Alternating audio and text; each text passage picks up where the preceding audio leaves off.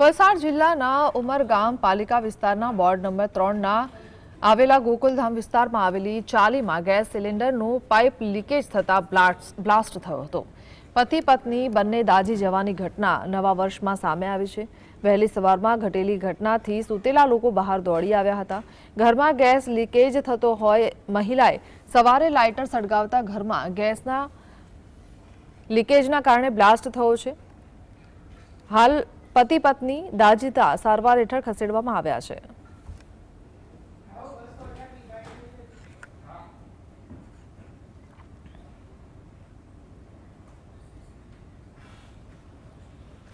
તો નવા વર્ષમાં જ એક દુઃખદ ઘટના બની છે, જ્યાં એક ઘરમાં આગલા દિવસ રાત્રિથી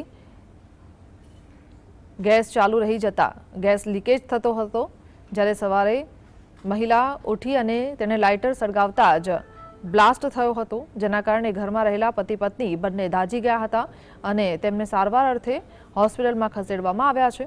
ત્યારે આ ઘટનાથી આજુબાજુના લોકો પણ વહેલી સવારે જાગી જતા દોડી આવ્યા હતા।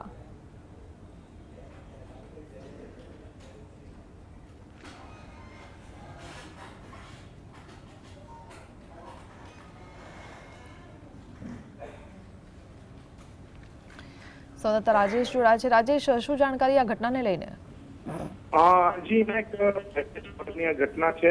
એક ઉમરગામ પાલિકાનો જે વોર્ડ નંબર 3 છે, એમાં એક ચાલીની અંદર એક પરિવાર રહેતો હતો અને વહેલી સવારની અંદર જે ગેસનો બાટલો હતો એની જે પાઇપ લાઈન હતી એમાં લીકેજ હોવાના કારણે ઘરમાં રહેલી મહિલાને ખબર નહીં હતી અને એને જયારે લાઇટર શરૂ કર્યું ગેસ સળગાવવા માટે ત્યારે બ્લાસ્ટ થયો હતો। સદનસીબે જતે હાલ પત્નીનું વધારે દાજી છે, એમને સારવાર માટે લઈ ગયા છે।